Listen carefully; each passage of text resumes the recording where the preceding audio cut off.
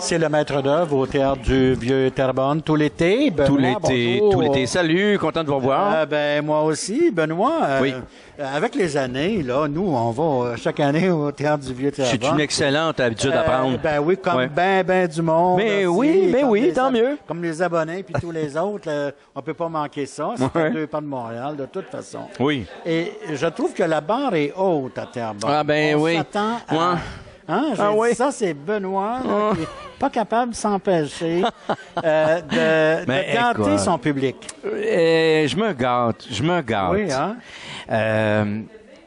C'est la raison pour laquelle je suis devenu directeur artistique un jour. Enfin, quand on m'a proposé la job, je me suis dit, tiens, voilà là une façon de participer au processus décisionnel d'un produit qu'on appelle une pièce de théâtre. Et tu sais, ça arrive des fois comme comédien, tu dis, je suis pas d'accord avec le metteur en scène, mais bon, on va faire comme il a demandé parce que c'est ce qu'il a demandé. Je suis pas d'accord avec le propos de la pièce, je suis pas d'accord avec la façon que ça a été écrit, etc. Tu sais, c'est toujours la faute des autres. Facile, ça, comme comédien. Très facile.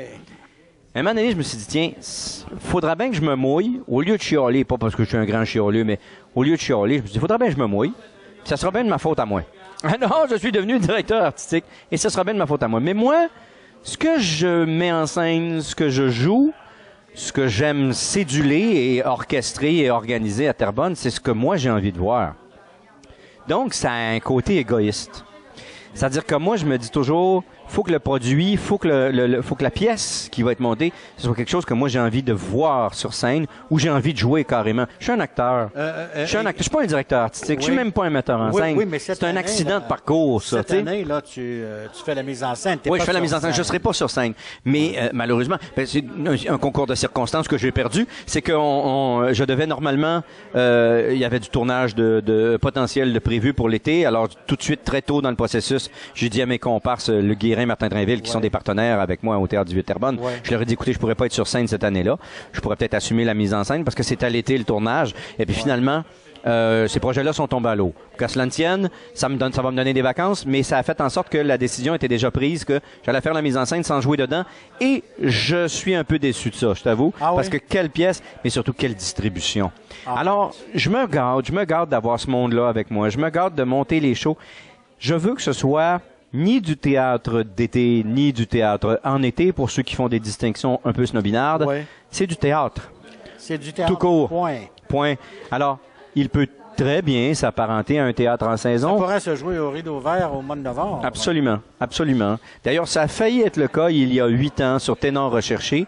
La famille Duceppe était intéressée à produire Ténor Recherché qu'on avait joué au Théâtre du Vieux-Terrebonne pendant la saison suivante, pour se rendre compte que les abonnés de Duceppe l'avaient à 69% vu pendant l'été.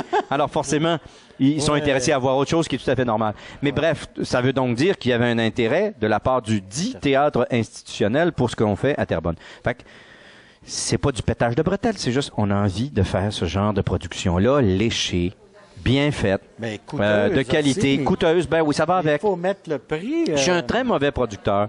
Moi, si j'arrive en fin de saison en me disant ça égale 0, parfait. Pourquoi? Ça a existé. Les comédiens ont été payés. Tout le monde a été payé, tout le monde a gagné sa vie. Ça l'a existé. Les gens sont heureux de l'avoir vu. Nous sommes heureux de l'avoir fait. Parce que le théâtre, c'est du souvenir. Justement, Benoît, parlons-en 2 secondes de l'art de l'éphémère. Oui, parlons-en. J'en fais un métier. Est-ce qu'il n'y a pas quelque part un certain regret que c'est tellement fabuleux, puis c'est tellement extraordinaire, puis tout d'un coup, pouf, le lendemain de la dernière, il ne reste plus rien de ça. Oui. Quand tu tiens quelque chose que tu sais qui est apprécié, que tu as énormément de plaisir à le faire, tu voudrais que ça dure tout le temps. Comme la plupart, effectivement. Des productions qu'on a vues au TVT. Oui. Tu voudrais que ça dure. D'où l'idée, déjà, ça, on est très heureux. Notre saison, nous autres, ça prolonge toujours un petit peu. Une semaine à Gatineau, une semaine à Québec. Tout de suite après, là, il y a une semaine à Gatineau, une semaine à Québec. Et souvent, on discute entre nous de tournées potentielles. Parce qu'on se dit, bon, on va l'amener ailleurs, on va prolonger le plaisir. Oui, c'est ça.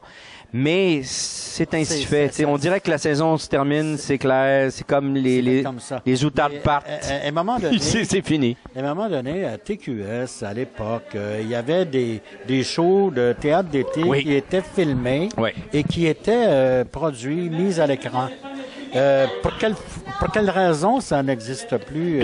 Tu parles avec mes collègues, toi, de ça, parce que... Non, pas Non, du c'est tout. parce qu'on discute de ça. Ah oui? Ouais, on discute de la faisabilité d'avoir une captation dite Ouais. broadcast, on s'excuse pour Ouais. le langage Captation de en télé, latin, ouais. captation diffusable, donc une qualité, une très grande qualité pour pouvoir le diffuser. Alors, c'est plusieurs caméras. C'est plusieurs caméras sur plusieurs jours Oui. pour s'assurer d'avoir le meilleur rendu possible et éventuellement de cogner aux portes qui dit... Ça mériterait de... Ben, on aimerait ça. Moi, je m'ennuie de ça. Comme spectateur, il faut se poser la question, est-ce qu'il y en a beaucoup qui aimeraient voir ça à la télévision? En France, on le Oui, voit beaucoup. absolument. D'ailleurs, la monnaie de la pièce qu'on va monter, la 100e représentation au Théâtre Michel, qui est un tout petit théâtre de 350 places, dirigé par Didier Caron, qui a écrit la pièce, Ah oui? et qui jouait le rôle principal quand il était... Le gars, il a bien des flèches à son arc. A été diffusé à Antenne 2. La 100e représentation a été diffusée en direct. Ah oui? En direct. En direct. Ce que les Français font beaucoup. Oh. Mais nous, non, on n'a pas ça. Mais il n'est pas dit qu'on fera pas un effort en ce sens-là. Ce serait le fun de faire essayer de voir. Pourquoi pas? Parce que je me dis, c'est dommage que quand les réflecteurs s'éteignent, il reste juste les critiques. Tu savais comme c'est l'affaire la plus triste quelque part. Ouais. Quand on finit une production, soir de dernière, on se dit bye-bye, c'est terminé. On sait que le décor va être détruit, ou en tout cas, recyclé si recyclage il y a, etc., etc. C'est toujours un deuil. Il joue à Terrebonne cet été. Martin Drainville, bonjour. Bonjour, bonjour. Martin, tu es plus que comédien dans cette pièce parce que tu es ici coproducteur. Ben, associé, producteur. Oui, on connaît tout les ça. ménages à trois avec Oui. Luc Guérin Oui. et Benoît. Oui, voilà. C'est-à-dire que l'année passée, on a fait la puce à l'oreille. C'était en devenir. C'était pratiquement fait, puis on l'a comme vraiment concrétisé pour cette année. Ah oui. Alors, on est associés dans cette aventure. Deux comédiens.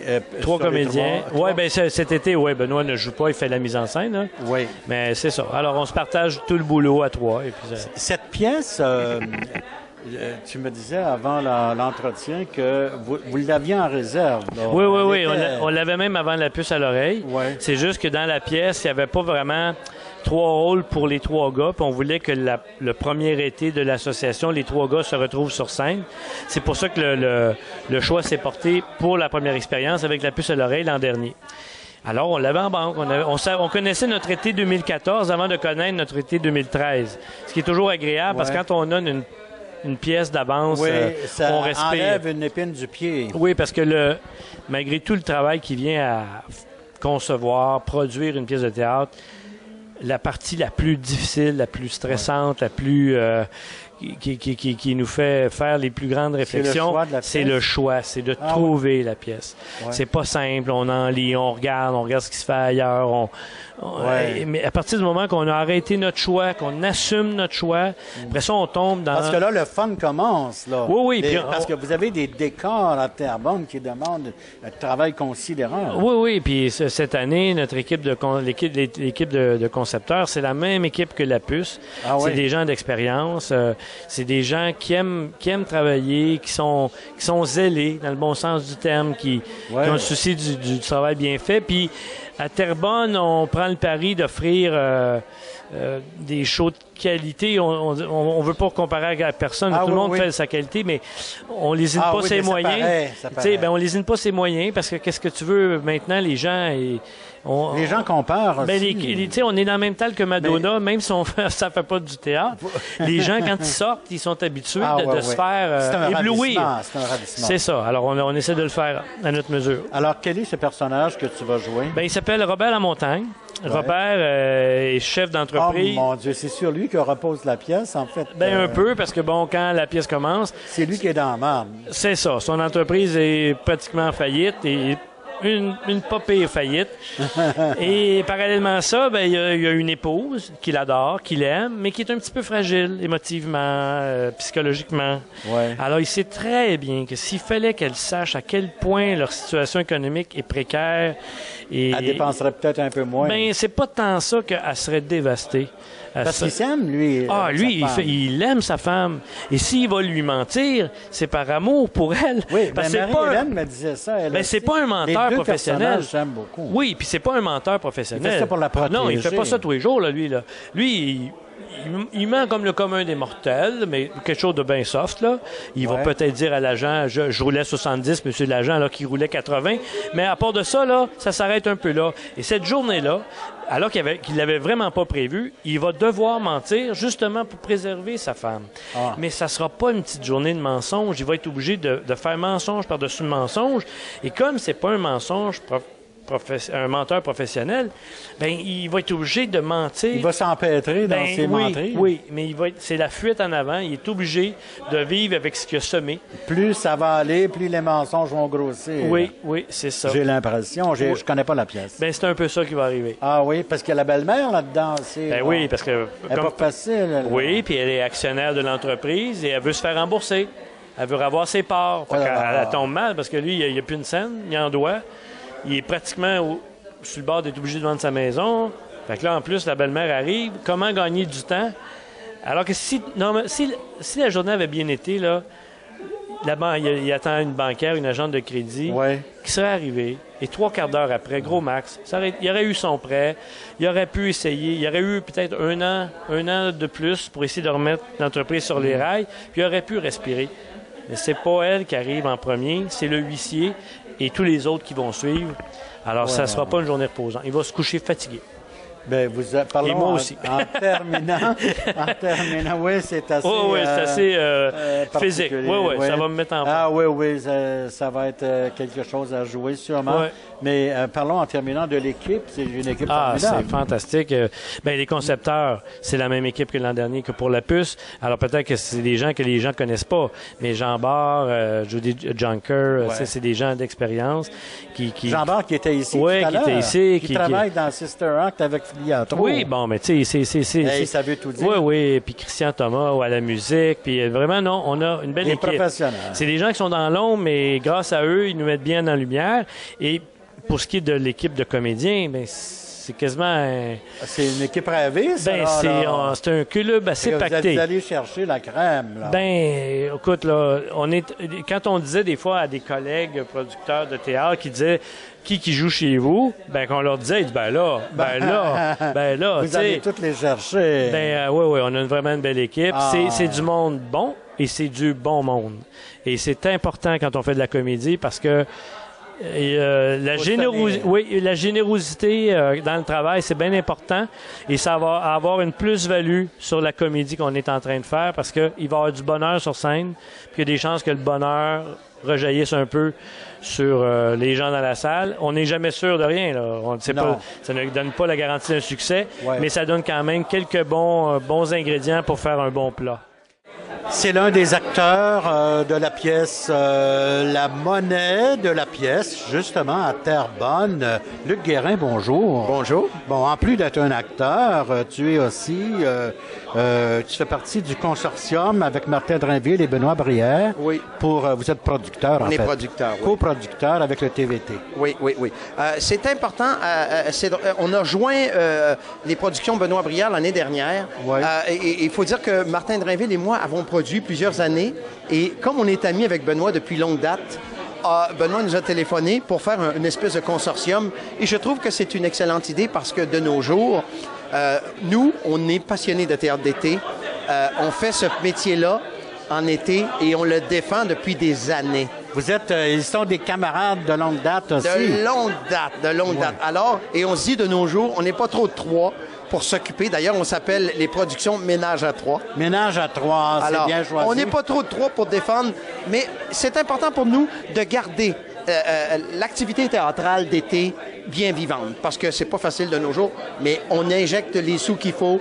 Comme on dit dans le jargon, on casse notre cochon, puis on fait des shows. Oui, écoute, je parlais à Martin avant la présentation, puis j'ai demandé comment avez-vous choisi cette pièce? C'était dur de choisir cette pièce. Il dit non, on voulait la faire même avant l'année passée. Ça fait longtemps qu'on a un œil sur cette pièce-là, parce que vous savez, en tant que producteur, c'est le nerf de la guerre, hein? Le texte. C'est quelque chose et là, on essaie de prendre de l'avance, d'en avoir pour 2015-2016. Et cette pièce-là était sur le dessus de la pile. Parce que quand on l'a lu, tous les trois, on s'est dit, ça, c'est un must. C'est une question de casting qui a fait que vous avez retardé. Parce qu'on est là cette année, Benoît en fait la mise en scène, et Martin et moi, on est sur scène avec plein d'autres acteurs et actrices de talent. Formidable. Ah oui. Mais en 2016, on va retourner les trois sur scène. C'est pas toujours évident de trouver des pièces où il y a trois morceaux. Moi, je pense que le TVT, depuis que Benoît Brière est là,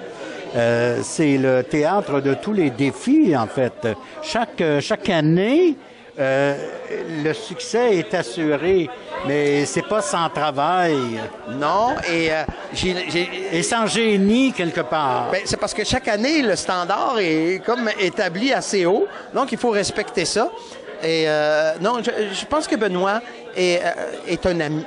Personnellement, Benoît est un ami, mais c'est quelqu'un que j'admire beaucoup comme artiste. Et je crois qu'il a instauré avant nous, au Théâtre du Vieux-Terrebonne, un standard très élevé. Et ça nous rejoint beaucoup. Et c'est très valeureux parce que c'est une industrie importante, le théâtre en été. Oui. Je sais qu'il y en a moins. Quand j'étais petit, il y en avait une centaine, là. Oui. Aujourd'hui, il y en a moins. Alors, il faut garder ça vivant. Surtout ce type de théâtre-là qui amène peut-être des gens l'hiver dans les salles à Montréal. Nous autres, notre leitmotiv, notre, je dirais, souci, c'est de faire un théâtre en été qui pourrait être présenté n'importe quand, n'importe où en saison. Ben, je pense que vous réussissez très bien. Merci.